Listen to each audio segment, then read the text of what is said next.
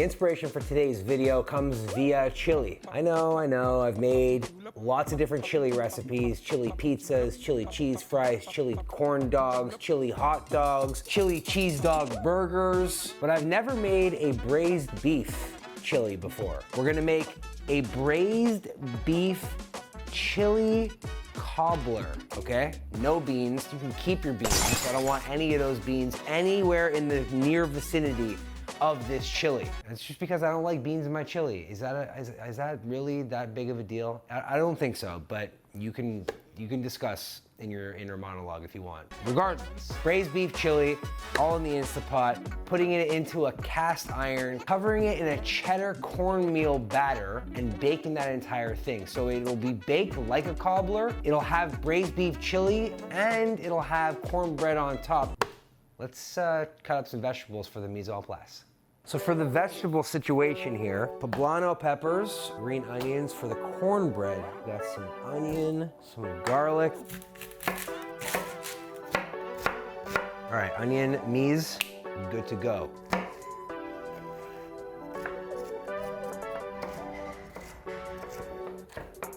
gonna roughly chop some garlic. That's pretty much it in terms of vegetables for the actual chili. I'm also gonna chop up some green onions, which are gonna go inside the cornbread mixture, but also potentially garnish the actual chili. Boom, we got our green onions. Nailed it. Now we have this really nice piece of chuck roast over here. I'm gonna cut it in half lengthwise, like so, and then chop it up into smaller cubes. Okay, so now before searing them, I'm gonna hit these with a generous amount of salt and pepper, like a lot, and all sides too.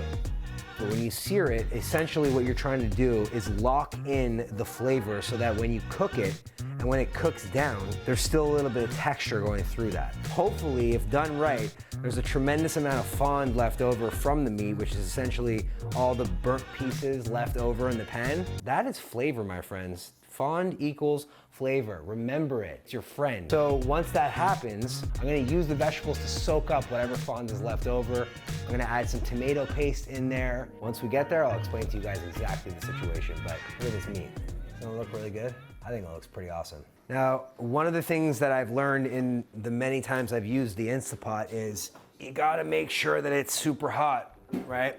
So with that being said, I gotta kind of let it sit. Okay, a little bit of olive oil. Let's go 6 at a time. Check out the sizzle, guys.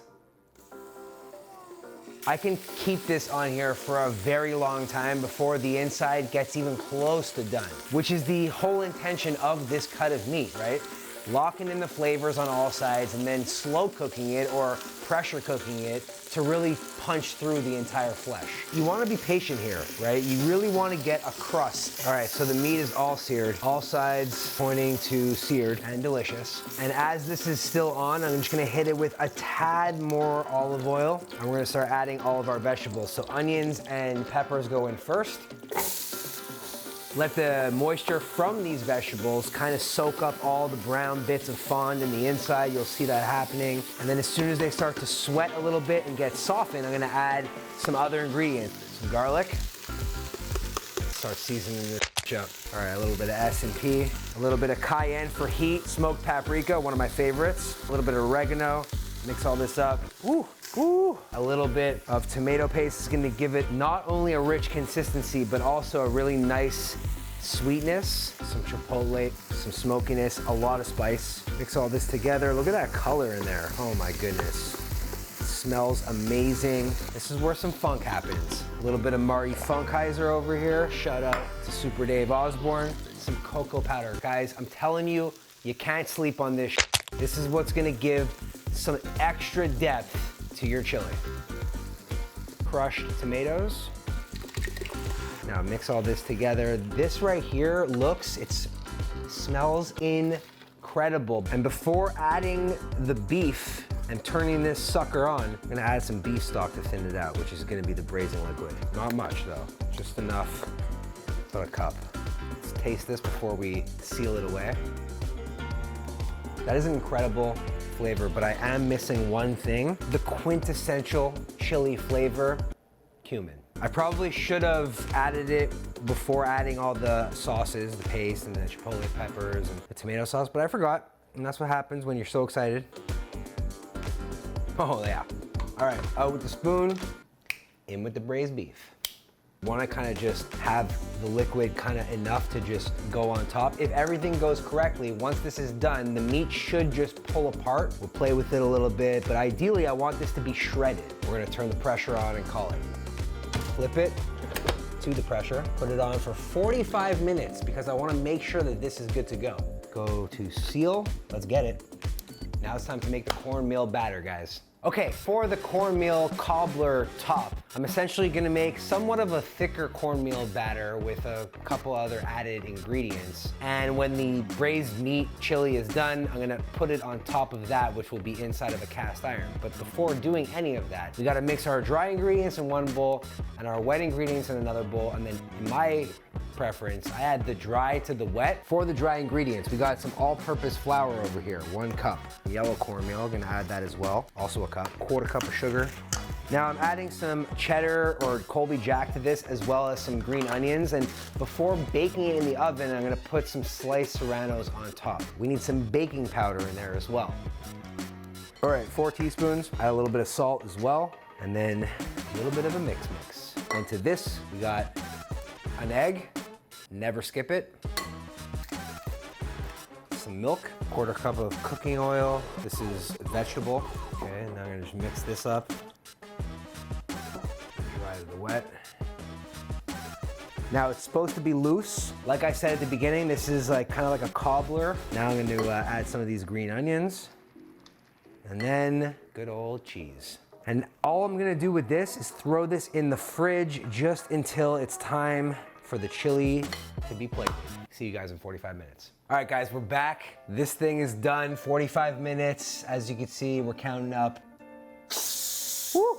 As the pressure releases, I'm gonna go and turn the oven on 425. We're gonna build these skillets and then roast them. I'm super hungry. I hope you guys are excited, or even as excited as I am. Everything is cooked down really, really nicely. The meat is still intact, but if I press it just a little bit like so, it just falls right apart, which is an incredible thing. So what I'm gonna do is I'm gonna transfer it to a bowl and we're gonna rip it apart even more, and then we're gonna add it back in here, cook it down just a little bit because the consistency is pretty good. And I imagine that if I shred the beef a little bit more and then add it back in, it'll get even thicker. So that's what we're gonna do. We're gonna use this bowl right over here. We're gonna add as much of the beef as we can fish out. Look at this.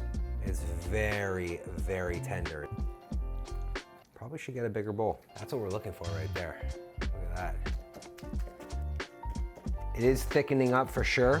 And now that it's kind of chopped up a little bit more, as I mix it in with the liquid, I mean, this consistency is pretty on point. So here we go. We're gonna build this thing right now. Okay, so we're gonna add a little bit of the chili. I'm not gonna fill it up completely. I mean, look at that though, come on. So that's that, we're looking good. I'm happy about it. Now I'm gonna spoon over some of our cornbread mixture. I don't wanna add too much. I'm just gonna add a couple dollops like here and there, you know? We're gonna put this in the oven 425 for roughly 25 minutes or so. On top of this, I told you I was gonna add some serrano peppers. So we got some of these right over here. It's gonna add a little bit more heat. I don't wanna put too much with fear that it's gonna be too spicy. I was supposed to add cheese underneath the cornbread, but I'm gonna add it on top instead. Just a little bit, like that. Now these go off into the oven, 425, 25 minutes. I'll meet you guys back here for a taste test. So jacked up right now. Oh my goodness. The smell of this, the look of this, really everything that is happening inside this cast iron is everything I want it to be and more.